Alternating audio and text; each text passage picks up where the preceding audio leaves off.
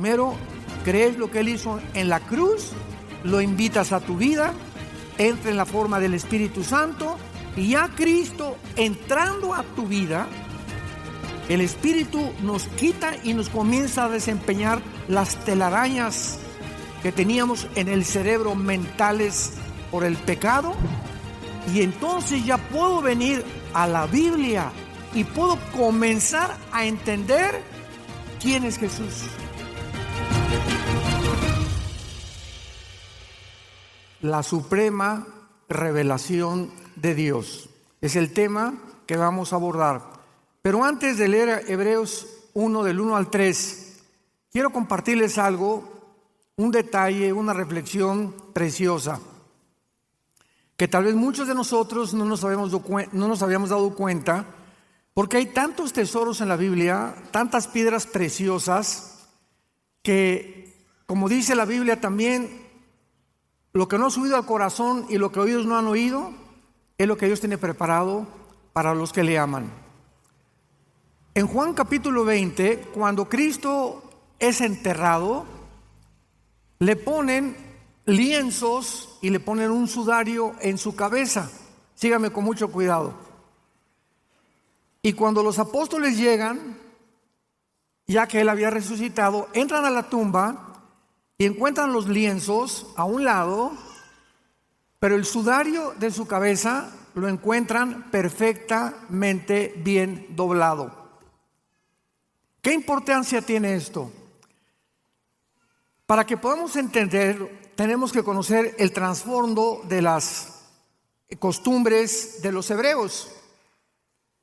Y los hebreos tenían esta costumbre: cuando el amo se sentaba a comer, el siervo le preparaba la mesa, le ponía la servilleta, los platos, y el siervo se retiraba de la mesa y no se acercaba a la mesa hasta que el amo terminara. Entonces, cuando el amo terminaba, tomaba la servilleta, se limpiaba las barbas, las puntas de las manos y las manos, y si la servilleta la ponía así desordenadamente, el siervo daba a entender, o le daba a entender al siervo, que podía venir a recoger la mesa, que ya no iba a regresar. Pero si el amo, después de limpiarse, doblaba bien la servilleta y la dejaba, le estaba diciendo al siervo que iba a regresar. ¿Capiche? ¿Lo entendieron? Al dejar Jesús doblada su ropa de su cabeza, nos envió un mensaje: voy a regresar por ustedes. Esos detalles insignificantes que encontramos en la Biblia nos muestran, ¿verdad? Yo le venía platicando ahorita en la mañana al pastor Saúl, que tan amablemente me va a recoger a donde estoy hospedado. Le decía: Saúl, es increíble que podamos estudiar el Corán de los musulmanes, el Tripitaka de los budas, el Veda de los persas, los libros sagrados que tú me quieras encontrar, y en ningún libro sagrado encontramos tantas maravillas, tanta sabiduría, tanta racionalidad, tanto sentido común como en este maravilloso libro que es la Biblia. Bienaventurados los varones o las mujeres que día y noche, no solamente al mediodía, día y noche meditan, leen, estudian, porque serán como árboles plantados junto a corrientes de agua, que van a dar su fruto a su tiempo y su hoja nunca caerá. Dichosos los que día y noche leen, memorizan, estudian la palabra de Dios. Muy bien, vamos a la lectura, Hebreos 1 del 1 al 3, que dice lo siguiente: Dios, habiendo hablado muchas veces y de muchas maneras en otro tiempo a los padres por los profetas, en estos postreros días nos ha hablado por el Hijo, a quien constituyó heredero de todo y por quien asimismo hizo el universo, el cual, siendo el resplandor de su gloria y la imagen misma de su sustancia, y quien sustenta todas las cosas con la palabra de su poder, habiendo efectuado la purificación de nuestros pecados por medio de sí mismo, se sentó a la diestra de la majestad en las alturas. El ser humano ha nacido, desde que el pecado entró al mundo, con un vacío interior en su alma y con una pasión, un deseo de adorar a algo o a alguien. Nunca, jamás en la historia, ninguna tribu, ninguna civilización, ninguna nación, nunca en la historia ha habido algún grupo de personas que no adoren a algo o a alguien. Han adorado la luna, las estrellas, hacen ídolos, levantamos las flores, se adoran a las plantas. Los primeros pobladores de Estados Unidos, Norteamérica, los Cheyennes, los Cherokees, los Sioux, adoraban los espíritus que decían que estaban en los árboles, etcétera, etcétera, porque algo nos muestra la necesidad de trascender y de encontrar a algo o a alguien que nos pueda responder o con quien nos podamos comunicar. Este sentimiento no lo tienen los changos. Nunca ha visto un grupo de conejos, alabaré, alabaré, ¿verdad? Los animales no tienen conciencia de un ser supremo. Esta es una de las características peculiares del ser humano.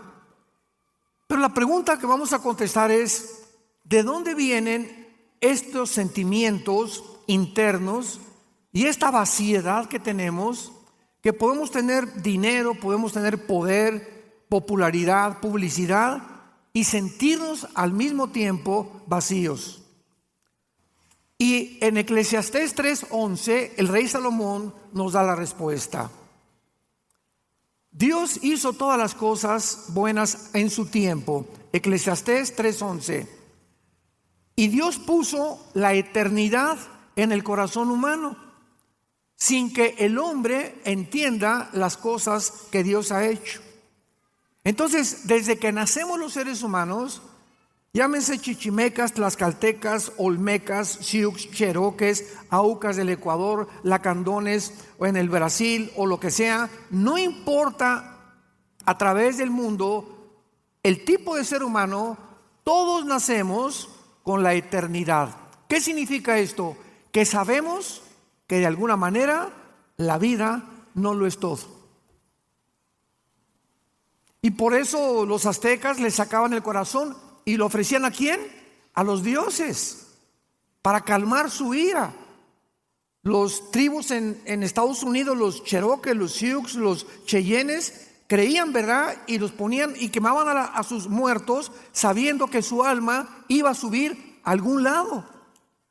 Pero hay siempre esta existencia, los budistas, los musulmanes, todos, ¿verdad? De alguna manera sabemos, los hindúes tienen a Vishnu, a Shiva, sus dioses, sabiendo que están fuera de nuestra naturaleza y de nuestra dimensión, y que hay algo que tenemos que hacer para agradarlos. Sin embargo, no hay necesidad, dice la Biblia, gracias a Dios, que permanezcamos en tinieblas, damas y caballeros, tratando de buscar a Dios de diversas formas. ¿Por qué? Porque Dios se ha revelado. Dios se ha revelado de diferentes maneras. Número uno, los que lo quieran apuntar, a través de la naturaleza. Dice en Romanos capítulo 1, versículos del 19 al 20, porque lo que de Dios se conoce les es manifiesto, pues Dios se lo manifestó. Porque las cosas invisibles de Él, su eterno poder y deidad, se hacen claramente visibles desde la creación del mundo, siendo entendidas por medio de las cosas hechas, de manera que no tienen excusa. ¿Qué está diciendo el apóstol Pablo? Si yo veo una pintura, hay un pintor. Si veo un edificio, hay un arquitecto. Si veo un reloj, hay un relojero. Si veo un teclado, hay alguien que diseñó eso. Detrás de todo tiene que haber una causa. Es una ley inexorable dentro de la física y las matemáticas. Todo efecto tiene que tener una causa. ¿Por qué existo? Tiene que haber una causa por lo cual existo. Sócrates dijo, el filósofo, pienso, luego existo. Existo, luego vivo. Si vivo, tiene que haber una causa. Yo no me causé nacer y ser formado de una forma extraordinaria en el vientre de mi madre. Y si una causa hay detrás de mí, tiene que ser alguien que me creó. Y unos le llaman el poder, los dioses, la luna, el sol, etcétera, etcétera. Pero todo nos lleva a buscar que hay algo o alguien detrás de todo lo que existe. Hace muchos años, un físico matemático llamado Blaise Pascal, cristiano, escribió tratados sobre el libro del Apocalipsis, etcétera, etcétera. Tenía amigos ateos y los ateos, ustedes saben que no les dices, ve el orden del universo y el diseño de Dios a nuestro alrededor. Y Blaise Pascal en su casa hizo un taller y reprodujo un universo, colgó el sol, colgó la luna, así con hilos, estrellas, etcétera, etcétera, pero muy acomodado todo. Y entonces el ateo entró a la casa de Blaise Pascal y le preguntó, oye, qué lindo esto está, ¿quién lo hizo? Y le contestó Blaise Pascal, no sé, apareció en la mañana todo así. Y el ateo le dice, ¿me estás viendo la cara de tonto? Esto lo tiene que haber hecho algo. Le digo, pues es que tú eres el tonto, le dijo Blaise Pascal, porque cuando vemos el sol y la luna y el orden y el diseño perfecto, que la Tierra gira en 24 horas sobre su eje con una inclinación de 23 grados y medio y que al mismo tiempo se traslada alrededor del sol en 365 días, no puede ser que haya las 4 estaciones, la distancia entre nosotros y el sol para que haya vida, la mezcla del oxígeno perfecto que existe ahorita en la atmósfera, ya arriba ya no hay el oxígeno que tenemos aquí. ¿Tú crees que todo fue solo? ¿Apareció de repente? Que de repente apareció un chango con órganos reproductores masculinos y después una changa con reproductores femeninos y se juntan los dos y aparece un changuito. O sea, somos 2 accidentes en medio de un accidente. Vemos nosotros que profesando ser sabios se hacen necios. Por eso el ateísmo es insostenible filosóficamente, ni físicamente, ni biológicamente, menos matemáticamente. Ya el ateísmo ha comenzado a dejar de existir desde que se descubrió el ADN en 1954, en el siglo pasado. Entonces la naturaleza nos habla y por eso el hombre busca a Dios. Los antiguos, las tribus, las civilizaciones veían todo, veían las estrellas, adoraban y algo nos impulsaba a adorar el universo, porque tenemos la eternidad en el corazón. En segundo lugar, Dios se ha dado a conocer a través de nuestra conciencia, de nuestra conciencia. ¿Qué es la conciencia? Con, dentro, ciencia, conocimiento. Conciencia, conocimiento interno. Es lo que significa conciencia. Entonces tenemos un conocimiento innato, adherido a nuestra alma, que nos premia o nos juzga de acuerdo a nuestras acciones. La materia no lo pudo haber creado. Dile a tu maestro en la universidad, bueno, ¿qué explicación tiene usted de los ateos del universo? El Big Bang. ¿Qué es eso, maestro? Pues que hubo una explosión y se formó todo. Muy bien, vamos a seguir una línea de lógica elemental, querido maestro. Si hubo una explosión, ¿quién la produjo? ¿Chita? ¿Qué había detrás de la explosión? Porque todo efecto tiene una causa. Para que haya habido una explosión, algo la causó. Y la materia no existía. Número 1. Número 2, maestro. La materia no piensa. Ok, vino una explosión, se formó todo, pero ¿quién formó el cerebro? el pensamiento, la conciencia. ¿Quién puso dentro del ser humano este sentimiento de la eternidad? La materia, las piedras no ponen, ni tampoco pueden hablar, ni pueden comunicar lo que nosotros hacemos. Entonces nos damos cuenta que cuando nosotros hacemos algo bueno, nos sentimos bien. Un ejemplo es el mismo Al Capone, el gran gángster del siglo XX, 1920-1930, que gobernó Chicago. Era el rey de la mafia, Al Capone. ¿Saben lo que hacía Al Capone para tranquilizar su conciencia? En diciembre se disfrazaba de Santa Claus. Y se ponía, nadie sabía que era Al Capone, y se ponía afuera de escuelas a repartir dulces a los niños. Hice una obra buena, por lo menos. Ya me perdonas, ¿verdad, Diosito? Y al otro día agarraba la ametralladora y mataba a 500 personas. De alguna forma buscamos la forma de apagar la voz interior de la conciencia que nos atormenta. Cuando tú haces algo malo, te quita el sueño, no puedes dormir, sientes que tienes que pedir perdón. Si es que no has endurecido tu conciencia, porque la Biblia dice, el apóstol Pedro dice que se puede cauterizar la conciencia. O sea, ¿qué significa esto? La palabra cauterizar. Si yo agarro un hacha o un martillo y lo estoy constantemente usando, se van a desarrollar callos en la mano. Los callos es una acumulación de pellejo, y si yo agarro una aguja y atravieso el callo, no siento.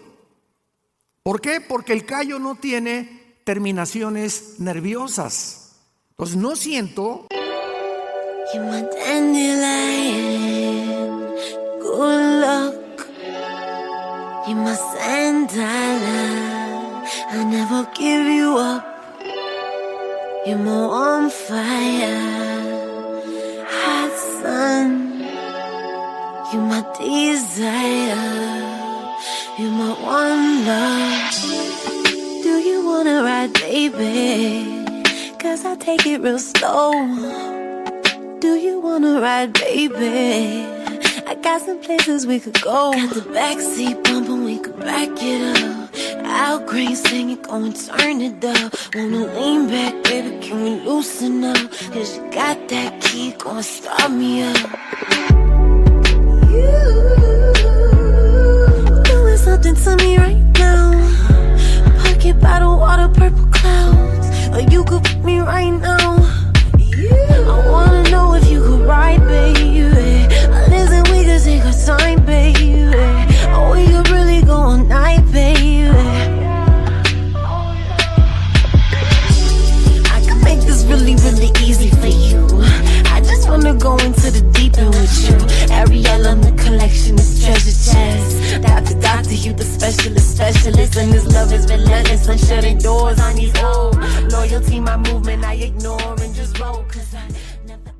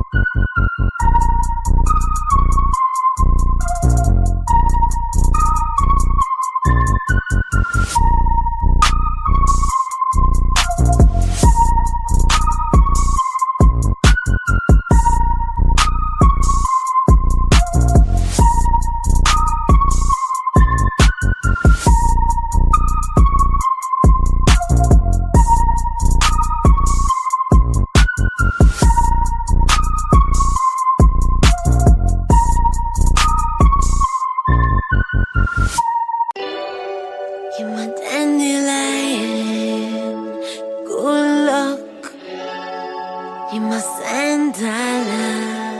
I'll never give you up. You're my on fire, hot sun. You're my desire. You're my one love. Do you wanna ride, baby? 'Cause I take it real slow. Do you wanna ride, baby? I got some places we could go. Got the backseat bumping, we could back it up. Al Green singing, go and turn it up. Wanna lean back, baby, can we loosen up? 'Cause you got that key, go and start me up. You doing something to me right now. Pocket bottle, water, purple clouds. Or you could put me right now. I wanna know if you could ride, baby. Listen, we could take our time, baby. Or we could really go all night, baby. I can make this really, really easy for you. I just wanna go into the deep end with you. Ariel on the collection is treasure chest. Doctor, you the specialist. And this love is relentless. I'm shutting doors on these old. Loyalty, my movement, I ignore and just roll. 'Cause I never...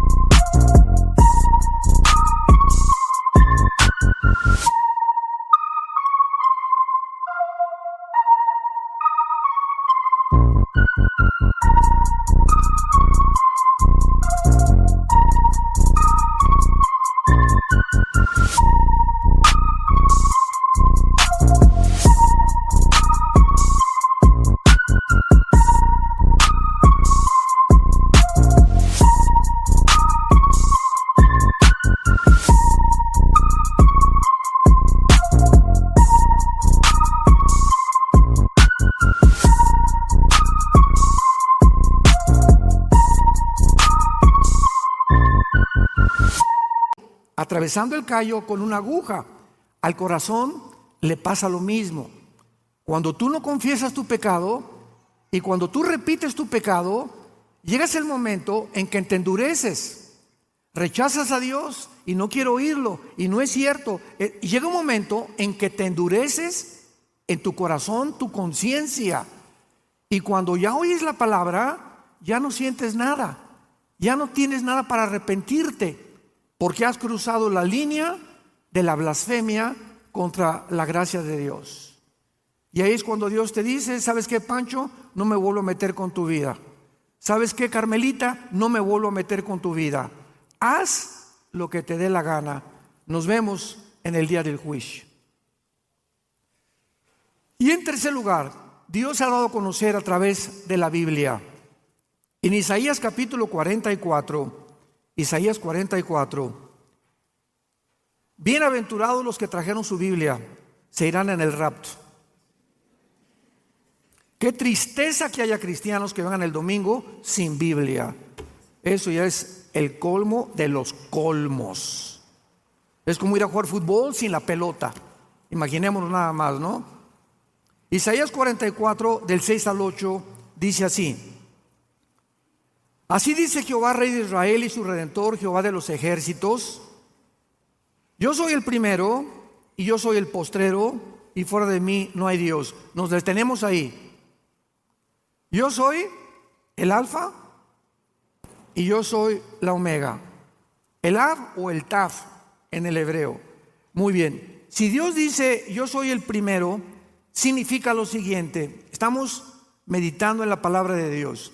¿Qué significa que diga Dios yo soy el primero? Que Él es el único que nos puede decir cómo comenzó el universo.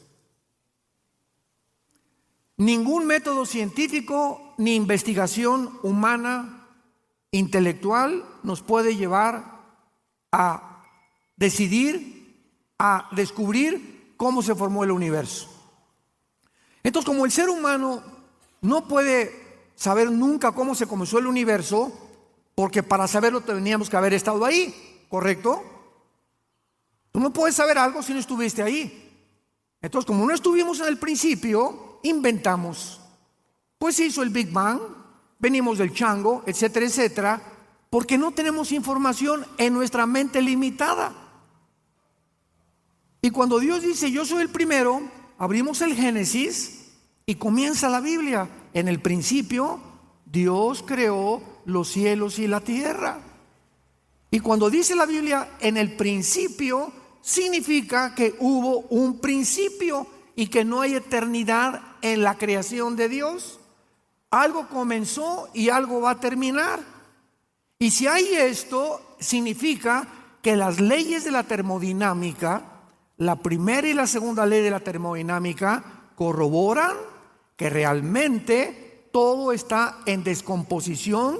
El sol pierde millones de toneladas más a todos los días, la madera se echa a perder, estamos muriendo celularmente todos los seres humanos, todo hay que volverlo a pintar, todo el coche lo tienes que estar renovando en su aceite, cambiándole las piezas. Todo está bajo una ley que se llama en la física la ley de la entropía, que corrobora la segunda ley de la termodinámica, tal como la Biblia lo dice. En el principio Dios creó los cielos y la tierra, la materia, el espacio y el tiempo. En un versículo se encuentra lo que los físicos descubren hasta Galileo Galilei, y hasta que Blaise Pascal, y hasta que todos los grandes científicos, Pasteur, Einstein, y la Biblia tenía razón. Entonces, Dios es el primero. ¿Quieres saber cómo comenzó todo? ¿Quieres saber quién eres tú? ¿Quién nos creó? ¿Para qué fuimos creados? ¿Cuál es mi propósito y mi sentido en la vida? ¿Hacer dinero? ¿Llegar a ser famoso? ¿Que me aplaudan? ¿Que me reconozcan? ¿Ese es tu propósito en la vida? ¿Tener 500 mujeres? Si tú buscas todas estas cosas, vas a acabar en las tinieblas. Naciste en tinieblas, vives en tinieblas y morirás en tinieblas, sin haber descubierto nunca en tu vida la razón de tu existencia. Entonces, dice la Biblia, si Dios es el primero, Él tiene las respuestas. Ahora bien, si Él es el primero, Él es el último, ¿correcto? ¿Dónde nos encontramos? En medio. Si Él es el primero y Él es el último, no hemos llegado al final. Ahora, si estamos en medio y volteamos hacia atrás y vemos que desde el principio hasta nuestros días las profecías bíblicas se han cumplido al pie de la letra, significa que las que faltan por cumplirse hasta el final se cumplirán de la misma manera. Y eso nos llena de paz, de seguridad, que estamos firmes en la palabra y en los brazos del Señor Jesucristo, y que nadie nos separará jamás de su amor. Yo soy el primero y yo soy el postrero, dice el Señor. Ahora pongan mucha atención. Versículo 7. Vean el desafío que lanza Dios al mundo. Dice Dios: ¿quién proclamará el futuro o lo venidero? Lo declarará y lo pondrá en orden delante de mí, como hago yo desde que establecí el pueblo antiguo. Dice Dios: tráiganme a todos los que se dicen adivinos o disque profetas. A ver, vengan para acá. Díganme y háganme una cronología de toda la historia. No, pues es que Nostradamus hizo profecías que se cumplieron el 20% y el 80% nunca se cumplieron.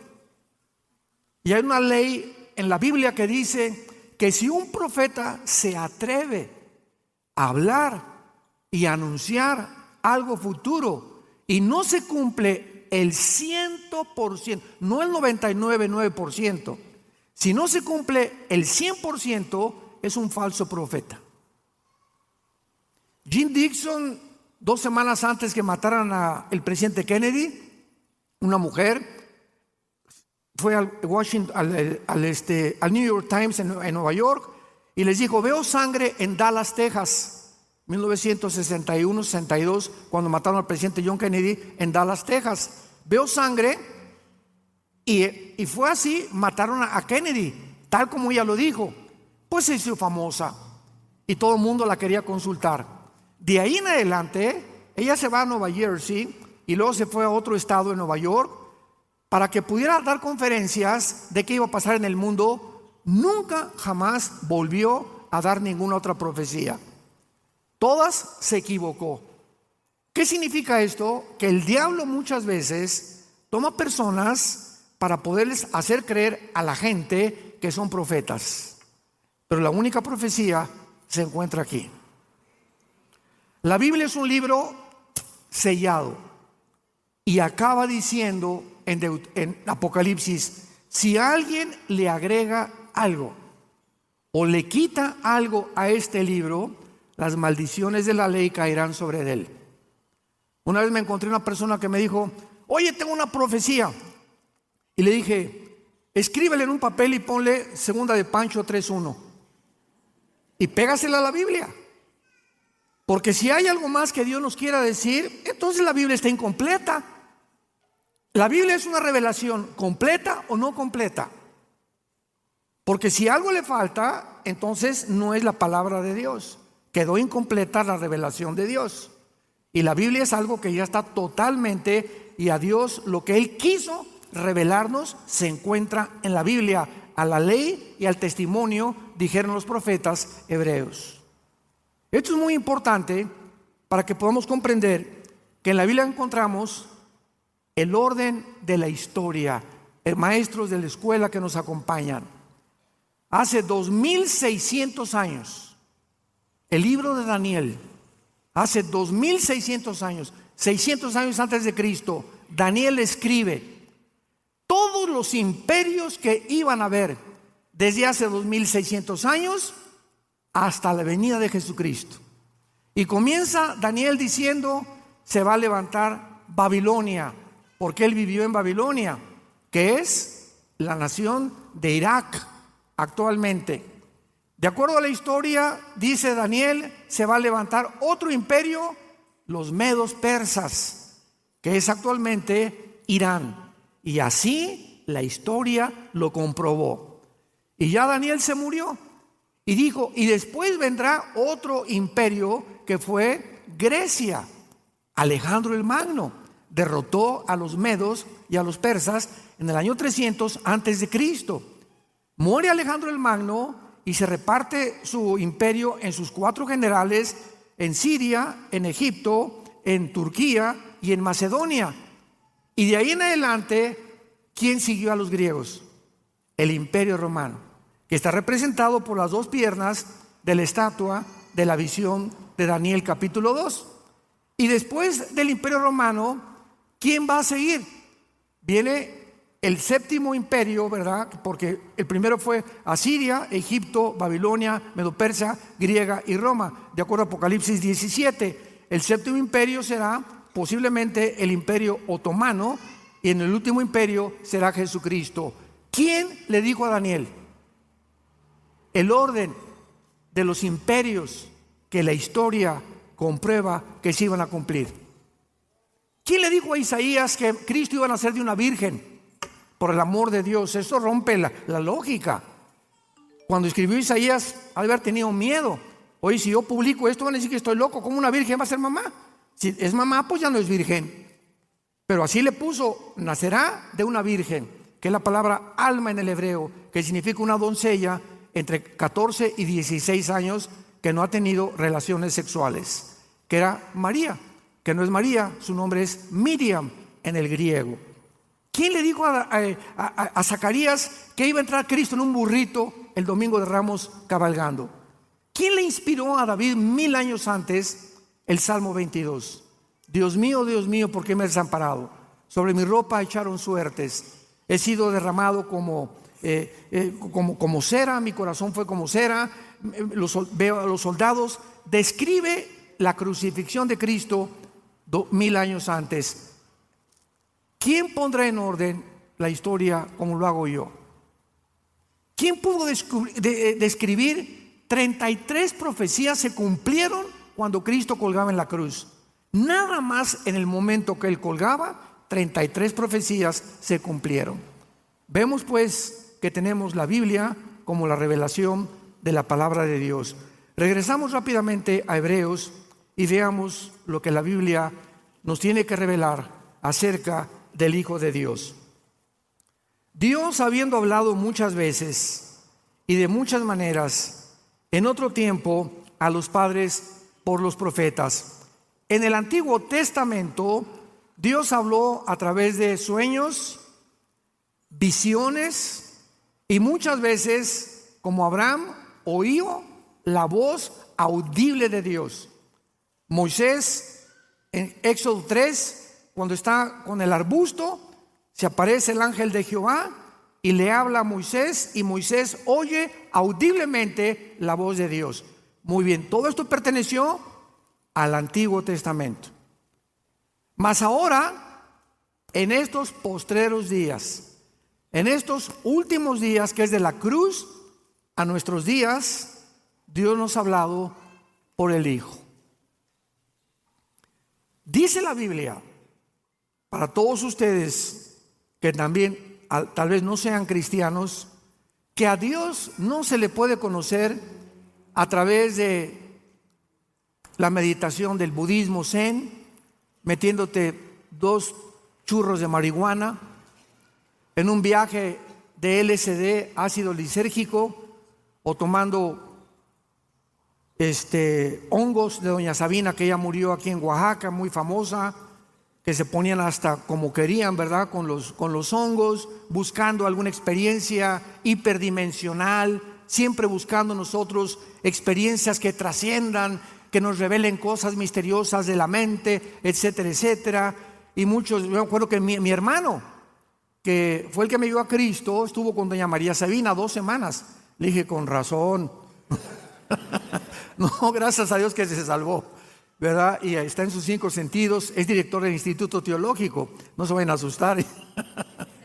Y me dijo claramente, ¿verdad?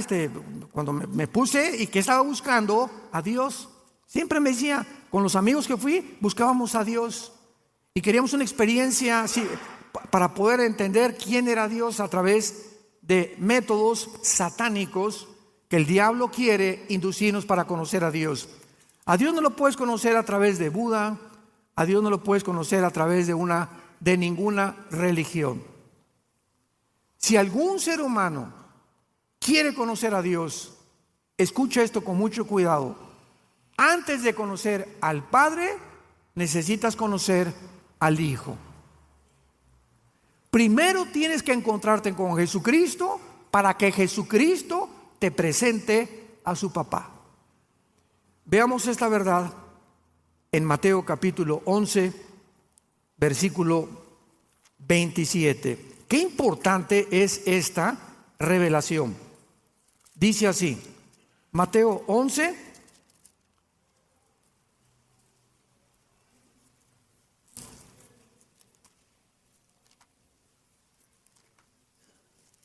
y dice así, Mateo 11, versículo 27. Todas las cosas, es Jesús hablando. Con mucho cuidado lean esto. Todas las cosas me fueron entregadas por mi Padre, y nadie conoce al Hijo sino el Padre, ni el Padre conoce a alguno sino al Hijo, y aquel a quien el Hijo lo quiera revelar. Cualquier ser humano que quiera buscar a Dios fuera de Jesús es un Dios falso. No es el Dios de la Biblia, creador de los cielos y de la tierra. No es el Padre de Jesucristo. Primero, crees lo que Él hizo en la cruz, lo invitas a tu vida, entra en la forma del Espíritu Santo, y ya Cristo entrando a tu vida, El Espíritu nos quita y nos comienza a desempeñar las telarañas que teníamos en el cerebro mentales por el pecado, y entonces ya puedo venir a la Biblia con la mente de Cristo. Dice 1 Corintios 2 que tenemos la mente de Cristo, y puedo comenzar a entender quién es Jesús. Mientras tanto, vienen doctorados en filosofía, ciencias políticas, científicos como Stephen Hawking, el gran astrónomo inglés que decía que no existía Dios, y no importa lo inteligente que pueda ser el ser humano, se estrellan, chocan contra los pensamientos de Dios, porque vienen con su mente limitada, finita, porque somos seres finitos, y los pensamientos de Dios sobrepasan nuestros pensamientos. Nos dice la Biblia que hay un velo en los seres humanos, un velo que no les permite ver el mundo real. Y mientras ese velo no se ha quitado, no puedes ver ni conocer a Dios. Nadie conoce al Hijo, al Padre, sino el Hijo y a quien el Hijo lo quiera revelar. Qué importante es eso para poder nosotros predicar a Jesús. Por eso predicamos a Jesús, porque cuando la persona recibe a Jesús, lo hemos introducido a la presencia de Dios, porque es Jesús el que nos lleva con su sangre y su muerte, nos abre el camino al lugar santísimo. En estos postreros días nos ha hablado por el Hijo, o sea, la última palabra de Dios es Jesucristo. Ya no hay otra manera de buscar a Dios más que a través de su Hijo. Y comienza la Biblia a describir a Jesucristo. El Hijo fue constituido heredero de todo, heredero de todo. ¿Qué significa esto? Simplemente significa que Él es, como dice Isaías capítulo 9, versículo 6, porque un niño nos es nacido, hijo nos es dado, el principado sobre su hombro, se llamará su nombre admirable, consejero, Dios fuerte, Padre eterno, príncipe de paz. Lo dilatado de su imperio y la paz no tendrán límite sobre el trono de David y sobre su reino, disponiéndolo todo y confirmándolo en juicio y en justicia desde ahora y para siempre. El celo de Jehová de los ejércitos hará esto. Cristo no solamente es el heredero de todo lo que ha sido creado en el universo, absolutamente todo. Y al entrar a nosotros, nos hace a nosotros, no a los ángeles, coherederos, juntamente con Él. Dio su vida en la cruz para que juntamente con Él reinemos en el futuro. Más que los ángeles. Nos ha elevado Dios a una posición mucho más elevada en Jesucristo que los mismos ángeles. Y continúa diciendo Hebreos, y por quien asimismo hizo el universo. Imaginémonos que no existe nada, nada. Ni querubines, ni ángeles, ni estrellas, ni galaxias, no existe nada. Está el Padre. Y en ese momento, el primer pensamiento del Padre, porque Dios es amor, fue una cruz. Antes de que Dios creara todas las cosas, en su mente estaba la cruz, su amor. Porque si las criaturas que Él iba a crear querían conocerlo a Él, tenían que conocer que Dios es amor.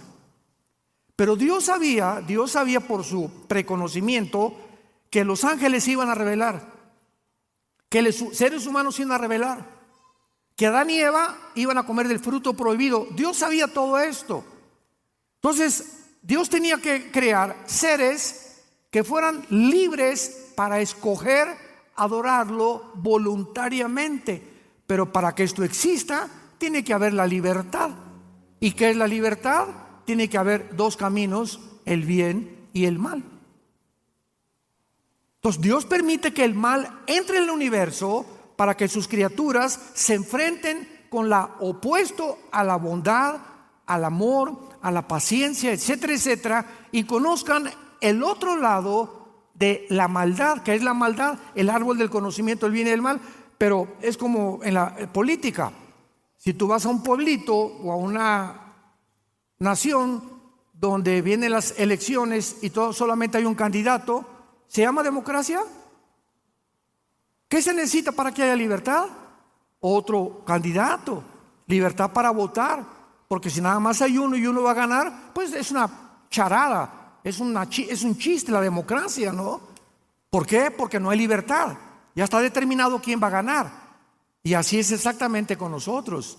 Si nosotros vamos a orar a Dios libremente, tenemos nosotros que tener otro camino aparte del bien, porque Dios nos pudo haber creado con una llave y puesto un chip que dijera adórame, adórame, adórame, adórame, como robots. Él lo pudo haber hecho, pero sin embargo nos creó con la libertad de escoger para hacernos responsables de nuestras acciones y para que en esta vida que tienes tú escojas entre el bien y entre el mal. Jesucristo hizo, dice la Biblia, el universo. Él fue la razón de que existan las hormigas, los pájaros, la luna, Marte, el sol, las estrellas, las galaxias y todo lo que existe. Y ese creador por el cual todo fue hecho se mete a un esperma humano, al vientre de María. Y el Espíritu Santo fertiliza el óvulo de María con el cromosoma Y, porque el Mesías tenía que ser varón.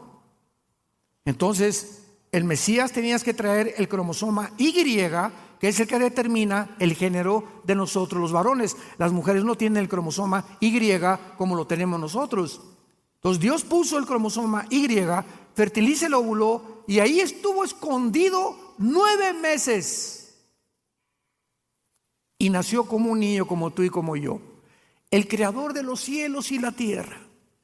Y cuando nació, traigan al ginecólogo, el anestesiólogo, el hospital de Los Ángeles, en México, el mejor hospital. Ha nacido el creador del universo. ¿Dónde pusieron a Jesús? Las vacas, los borregos, en un pesebre, porque todos los moteles y hoteles y las posadas estaban cerradas, porque era el tiempo de la Pascua, donde venían todos los extranjeros y cerraban todos los hoteles. No había lugar para que naciera el creador del universo.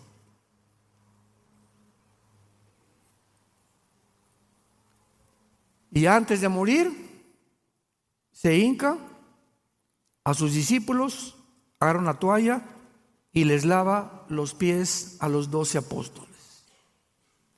El creador del universo se hinca delante de nosotros.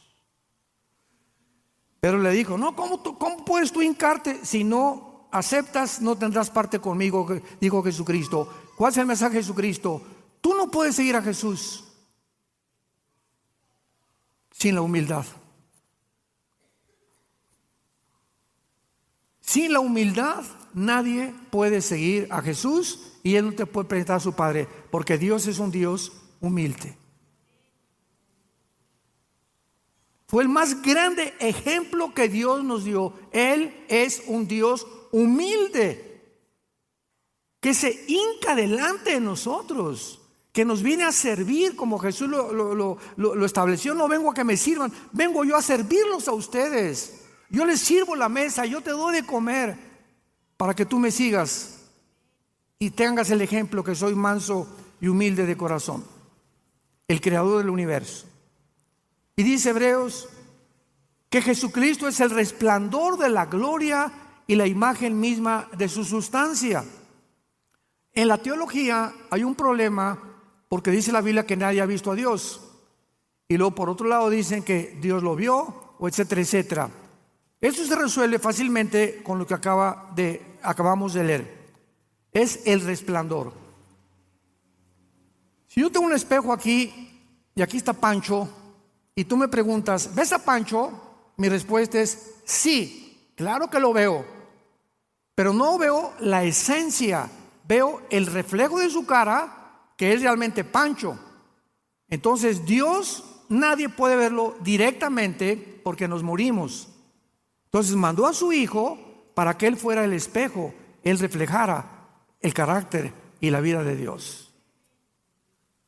Y Jesús lo dijo en Juan 10, el que me ha visto a mí, ha visto al Padre.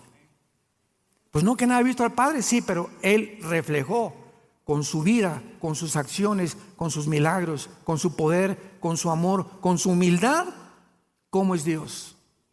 ¿Quieres saber cómo es Dios? Estudia los evangelios y conoce a Jesucristo. Él es el resplandor, el reflejo de Dios el Padre.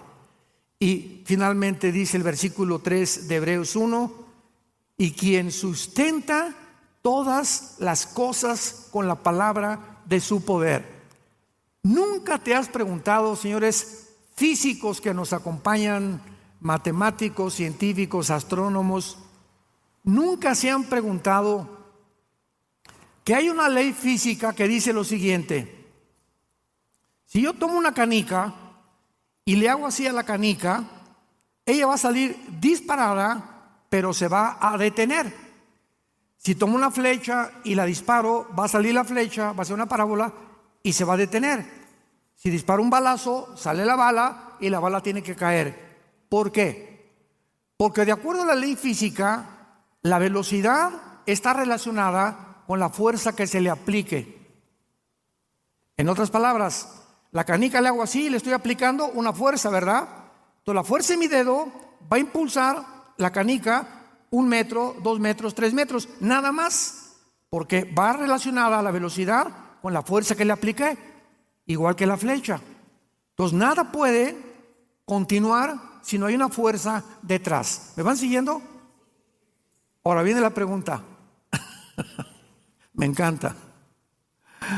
La Tierra gira alrededor de su eje en 24 horas. ¿Quién le hizo así?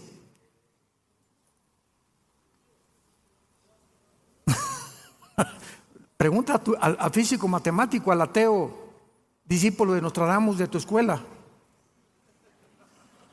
Maestro, ¿quién está empujando la tierra, querido maestro? ¿Qué fuerza hay detrás?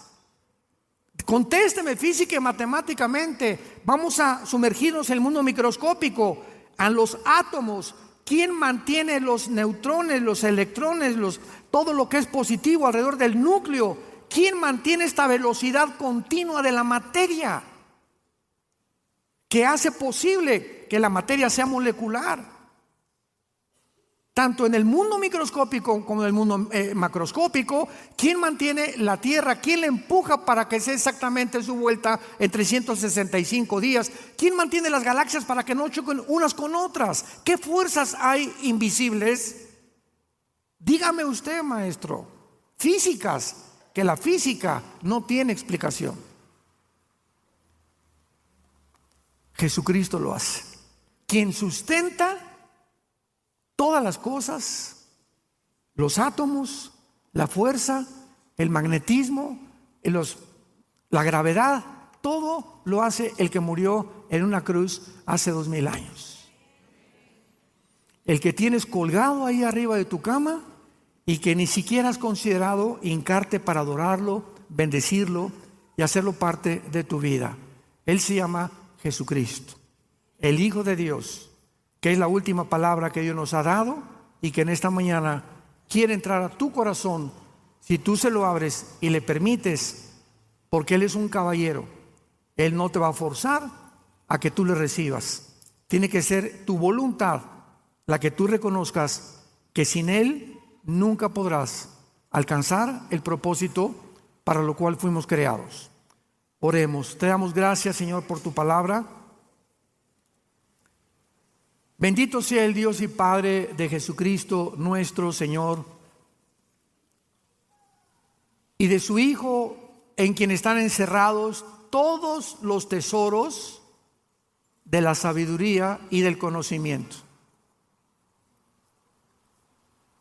Y que nos has hecho renacer para una esperanza viva por medio de la resurrección de Jesucristo de entre los muertos. Te adoramos, Señor, te bendecimos. Te damos las gracias por tan grande salvación. En esta mañana Dios te habla y te dice: te amo. Vine al mundo hace 2000 años, físicamente, visiblemente, para representar y reflejar el amor de mi Padre a tu persona, a tu familia, a tu trabajo, a todo lo que eres. Tú simplemente tienes que creer lo que hice en esa cruz en tu lugar. Algo que tú nunca hubieras podido realizar, pagar por tus pecados. Pero yo los pago. Con mucho gusto acepté la orden de mi Padre, venir al mundo y ser tu sustituto para que tú pudieras tener la vida eterna y el perdón de tu vida por mi gracia y la misericordia de mi Padre. Dice Jesús. Ahora, si tú le recibes en tu corazón en este momento, arrepiéntete de tus pecados. Tú no puedes seguir en la vida que tú has llevado hasta este momento y dile: Señor, creo que en la cruz pagaste con tu sangre por mi vida, mis pecados, pasados, presentes y futuros, y que a los 3 días volviste a vivir. En este instante te recibo como mi Señor y mi Salvador. Y te doy las gracias por tan grande amor. En el nombre de Jesús. Amén. ¿Qué tal es la palabra de Dios? Asombrosa, ¿verdad? Maravillosa. Maravillosa la palabra de Dios. Ámala, guárdala en tu corazón, memorízala, léela todos los días. Cuando estás afligido, recuerda, echa tu ansiedad sobre Él. Él tiene cuidado de ti. Él nos cuida, Él nos va a proteger, Él nos va a sostener hasta que Él regrese por nosotros, que ya no tarde en venir por nosotros. Pero el diablo va a hacer todo lo posible por sacar esto de tu vida, porque esta es nuestra vida, la sabiduría y el poder de Dios. Por eso muchos vienen a la iglesia sin esto, desarmados. Estamos en una guerra espiritual y andas sin la espada, y esta es la espada del Espíritu. Ten mucho cuidado de abandonar la palabra, porque es la palabra la que nos sostiene hasta el final. Que tengan mucha paz. Hola, quería contarte algo. ¿Sabías que puedes ver este y otros videos en nuestro canal de YouTube? Solamente suscríbete y activa la campanita para que así las notificaciones te lleguen cada vez que subamos un contenido que sabemos será de mucha bendición para tu vida.